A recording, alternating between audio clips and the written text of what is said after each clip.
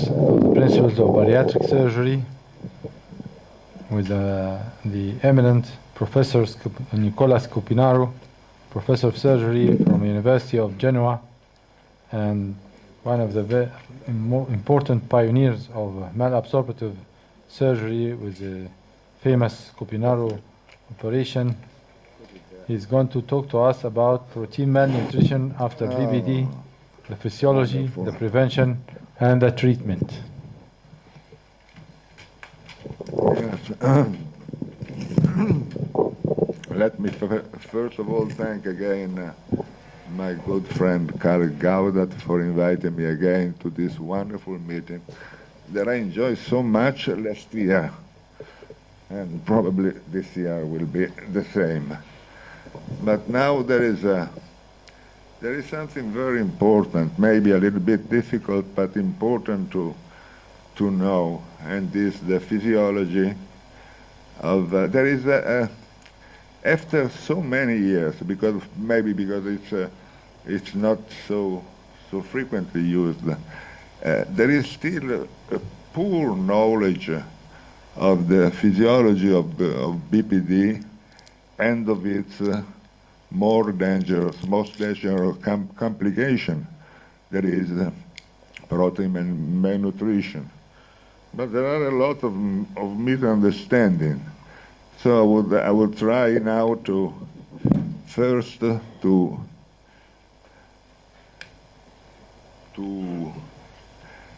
explain the physiology of protein malnutrition and the pathogenesis, the physiology of biliopancreatic diversion, and the pathogenesis of protein malnutrition. And once this is clear, it will also be very clear, very easy to understand how to prevent it and to treat it. How do I go away? This way. This? Yeah. So the first thing is that all the pancreatic enzymes are digested and absorbed in the long biliopancreatic limb. So no pancreatic digestion occurs in the common limb.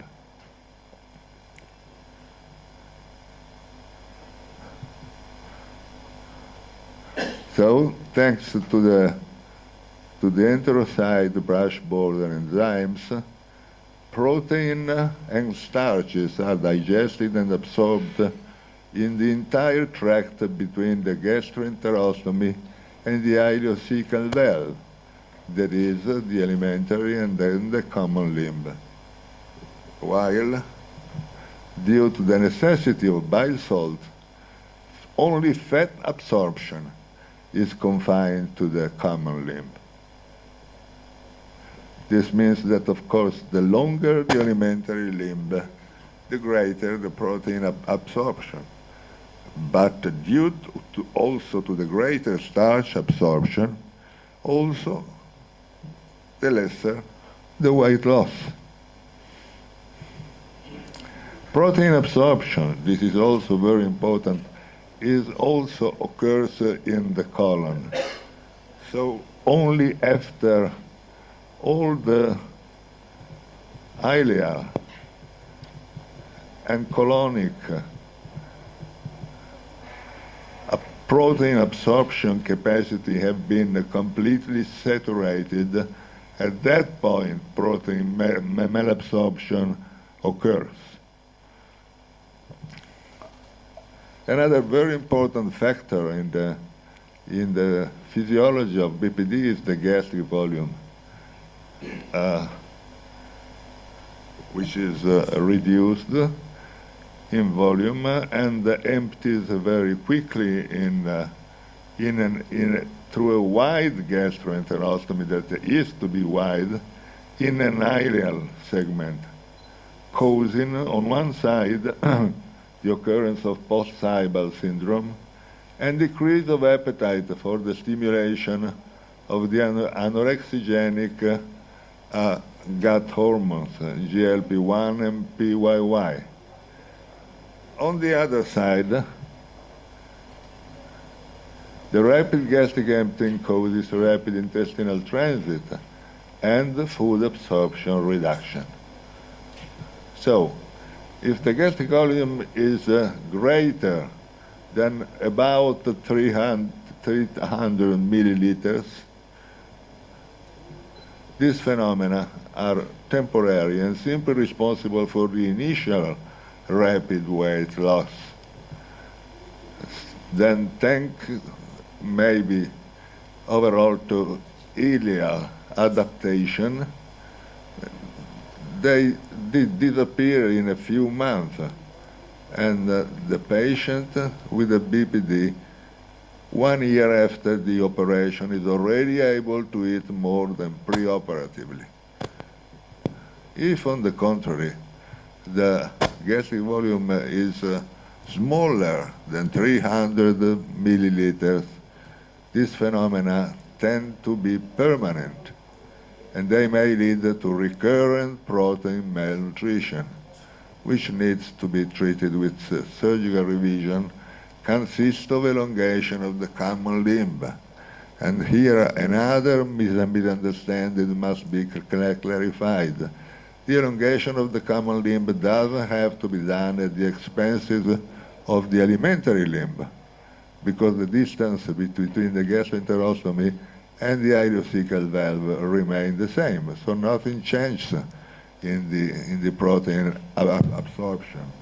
The elongation of the common limb must be done along at the expenses of the biliopancreatic limb, thus obtaining a lengthening of both the common limb and the tract between the gastroenterostomy and the ileocecal valve, where protein digestion and absorption occurs.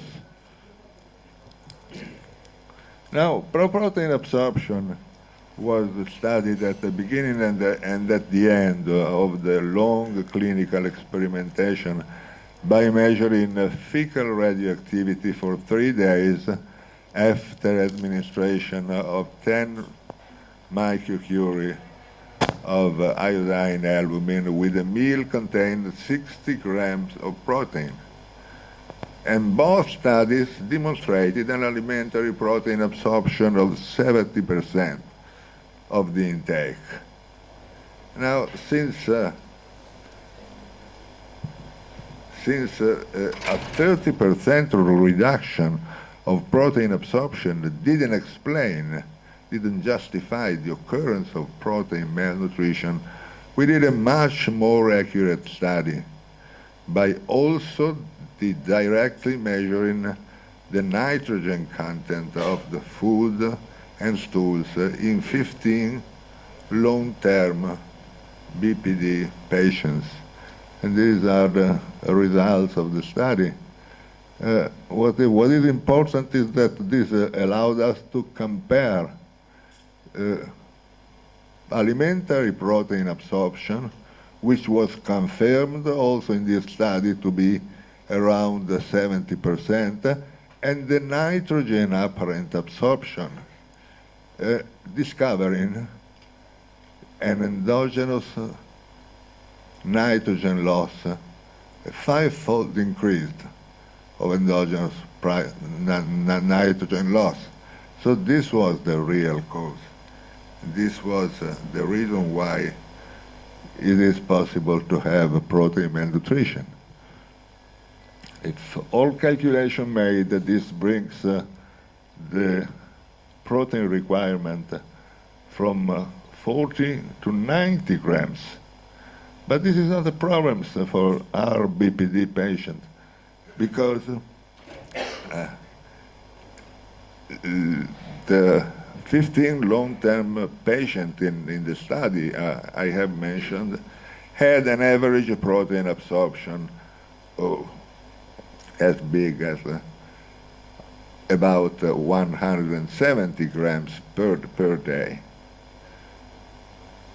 Of much greater impact is the endogenous protein loss is in the early postoperative period, when the forcibly reduced food intake hardly allows the protein absorption to compensate for the normal protein requirement plus the endogenous extra protein loss.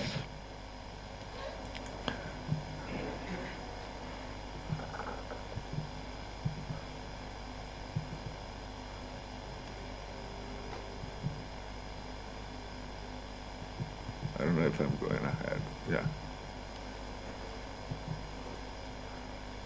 Now, the increased loss of endogenous nitrogen in BPD subjects is evidently due to the presence of food in intestinal segments which normally are not reached by food, that is, ileum and colon. So, in the first postoperative month, when the food intake gradually increases and the food reaches progressively ileum and colon, the nitrogen protein, the extra nitrogen protein loss increases up to the moment when all the ileal and colonic extra protein absorption capacity have been saturated. At that moment, and only at that moment, the protein requirement will remain the same. And all further increase of food intake up to the level that we measured in our long-term study brings the patient away farther and farther from the risk of protein malnutrition. So this is the critical point when the presence of any form of food limitation preventing the patient from increasing the food intake would result in a great risk of protein malnutrition. So the first postoperative months are the risky period, when the forcibly reduced food intake causes a negative balance for both energy and nitrogen, and thus a condition of protein energy malnutrition, which, depending on patient eating behavior, will develop in one of its two classic forms, the marasmic one and the hypoalbuminemic one, the so-called kwashiorkor. If the patient devotes the little eating capacity he has after operation, soon after operation, mainly to protein-rich food, the marasmic PELM will develop, which is simply the effective metabolic adaptation of the organism to starvation. There is a deficit of both nitrogen and energy supply, and this results in hypoinsulinemia. As you know, the insulin is the hormone of the synthesis, of the anabolism. So hypoinsulinemia favors adipose tissues lysis and proteolysis from the skeletal muscle, which is, that's very important, our only physiological protein store. This supplies amino acids necessary for the preservation of the visceral protein synthesis and glucose through the neoglycogenesis for burning the fatty acids resulting from lipolysis from the adipose tissue for energy production. So this and this plus with the help of protein saving and energy saving due to the negative energy balance allows the maintenance of the protein homeostasis and of energy homeostasis. In other words, in marasmic PEM, the organization is in deficit, the organism is in deficit of protein and energy, but it can draw on its protein and energy stores for the maintenance of both the homeostasis. The result is a loss of weight with a harmonic reduction of the fat and the fat-free mass only in the skeletal muscle, what is exactly the goal of the bariatric operation. So this is not a complication, this is the result of the operation.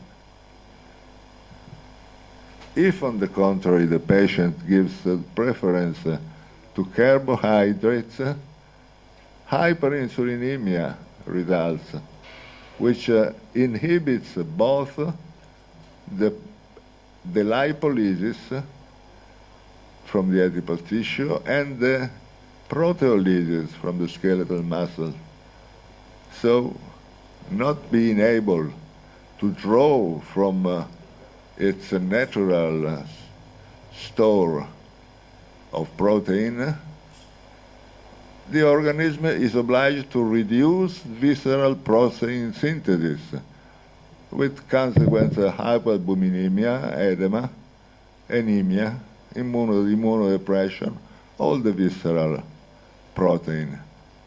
The result is a severely ill patient with body weight unchanged or even increased, maintained adipose tissue size, no adipose tissue loss, and a lean body composition pathologically altered with decreased visceral cell mass and increased extracellular water. This is the complication. This is what is commonly called protein malnutrition. But this is only one possible way of the PEM evolution. Paradoxically, the starving patient is in better situation because he can draw on the skeletal muscle lysis,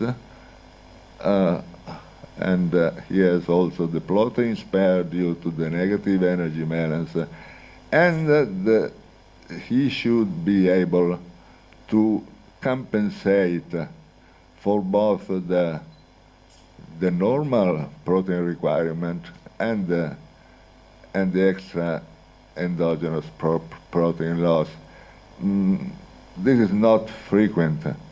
Generally, the loss is not completely counterbalanced, but the hypoalbuminemic PEM then results in the totally starving patient is much less severe than the one in the carbohydrate eaters.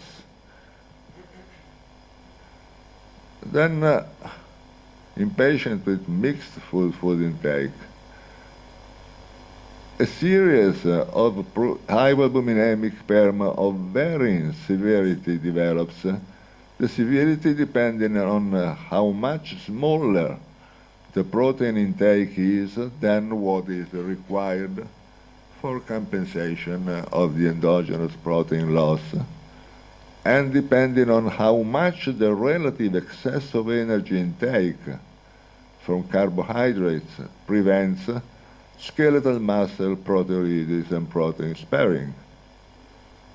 So these are all the possibility in the first postoperative month. Now, the pathogenesis of PM after BPD is then evidently multifactorial, depending on some operation-related variables like gastric volume, intestinal limb length, individual capacity of intestinal absorption and adaptation, amount of endogenous protein loss, and some patient-related variables like customary eating habits, ability to adapt them to the requirements, and socioeconomical status, because protein costs money. In most cases, PM is limited to a single early episode, occurring during the first or the second year, the patient-related factors being preeminent. the risk of delayed appearance of sporadic PM with the same characteristic decreases as time passes by. We have already mentioned the recurrent form, mainly due, on the contrary, to operation-related variables, which need, since there is an anatomic defect, needs surgical revision. Prevention of protein malnutrition is essentially based on a good operation and a good patient selection. Since when we have adopted a mean gastric volume of about 400 milliliters and an alimentary limb of 250 centimeters, but above all, a very strict patient selection according to the characteristics listed above, we have essentially eliminated the problem. We don't see one early protein malnutrition since maybe more than 10 years. Today, not more, due to the strict selection, not more than 20% of our bariatric surgery today is represented by BPD. And the few surgical revisions we are doing in patients operated on more than 15, 20 years ago, when our gastric remnant was smaller and the alimentary limb shorter, but above all, our patient selection was much less strict than today. So this is the key. The treatment of early PM, if the patient is still substantially overweight, simply consists of converting a hypoalbuminemic PM into a marasmic one by enabling the patient to exploit his/her protein and energy stores. This is easily obtained by annulling alimentary carbohydrate intake and taking into account food protein intake, administering intravenously only amino acids, not energy, no lipids, only amino acids in amounts sufficient to compensate for the endogenous protein loss. Differently, the treatment of late sporadic PM, when the body size is normal or near normal, must be aimed at eliminating PM and restoring normal nutritional status, with parenteral feeding that includes both the nitrogen and the energy necessary to restore the amino acid pool, re-establish the anabolic condition, and resynthesize deficient visceral protein. In conclusion, a detailed knowledge of the different forms of protein malnutrition pathogenesis is necessary for prevention, diagnosis, and treatment of the most important possible nutritional complication of BPD. Thank you for your listening.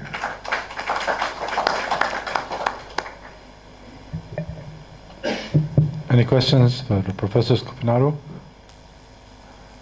I realize that these concepts are a little Mike, bit please. difficult to understand, but they are the basis of if you want to use this operation, you have to know how it works. And it is not easy. Tell me. Thank you, sir, for the presentation. I'm asking how could you estimate the amount of the gastric remnant to be, is it small or larger? Because you said this is very important for the prevention of protein malnutrition, to keep the stomach remnant bigger than... than 300. What is it, how you estimate? How, there is landmark where you cut like that? No. We have always measured in open surgery. We measured and we had some final landmarks to do the stomach around 400 without any measurements. But in laparoscopic surgery, we restarted measuring the gastric volume again. And we are measuring every single operation. Of course, you measure after stapling. So you just see if you really did what you wanted to do, or you were larger or stricter. But you learn how to do the operation. And the measuring is very easy, it's extremely easy. We tied a condom to the end of the NG tube and put into the stomach. And then we fill the stomach with water or saline against a pressure of 30 centimeters of water. At that point, we have exactly the measure of the gastric volume. And this is, there is nothing that we do just approximately. We want to be, and this is extremely important in BPD. Never try to do this operation with the few indication it really has, because it's so easy to make a gastric bypass, which is the operation we are using the most. It's a wonderful operation. But there are cases where the gastric bypass is not enough. Our indications for BPD today are the super obese patient, the very big ones, the diabetic, morbidly obese patients, the redo operations, and this is a very controversial issue, but in my opinion, and we very often do it, the very young patients. Because the very young patients, tomorrow I will show some pictures, even if they have complications, they have the gift of body weight reduced to normal or near normal for the rest of their life. So it doesn't matter if during the first 1 or 2 years they have problems, because in the future they will have an entire life at steady body weight without any problem and without any need of reoperation, except, of course, possible complication like a small bowel obstruction, an hernia, and so on. So this is what we are doing today. We do very little sleeve gastrectomy because I see only one indication for sleeve gastrectomy, and it is the relative old patients. In 50, 55, 60 year patient, I would do a sleeve gastrectomy because it lasts a short time, but this time is enough for an old person. So you choose for younger people? BPD. The younger they are, the more BPD is indicated. Because, of course, there is a price to pay. But you got in exchange the lean shape for the whole life, for an entire life. You must use BPD to realize how strict is the weight maintenance. Now we are checking the patient with more than 30 or even 40 years of BPD, and their weight is exactly the same. The side effects, of course, are maintained. No diarrhea, more or less normal bowel movement, but the problem of gas. The problem of foul-smelling stools and of flatulence. This is something that continues for a lifetime, because this is a necessary consequence of the operation working. But the patient never complain about it. You have to ask them. They don't complain. This is a situation that is not going to last long. They never complain. They come and visit us maybe 30 years later. They are happy. And I ask them, do you still have a foul melly stool and the flatulence? And they say, yes, but I learned how to live with it, and I don't care. And they never complain about it. You have to ask them. This is the price that has to be paid in exchange for a weight loss that lasts a lifelong.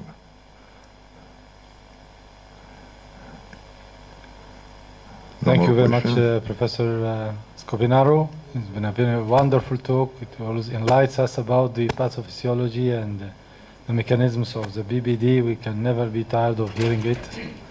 I enjoy it very much. It's very good. You. Thank you. Thank you.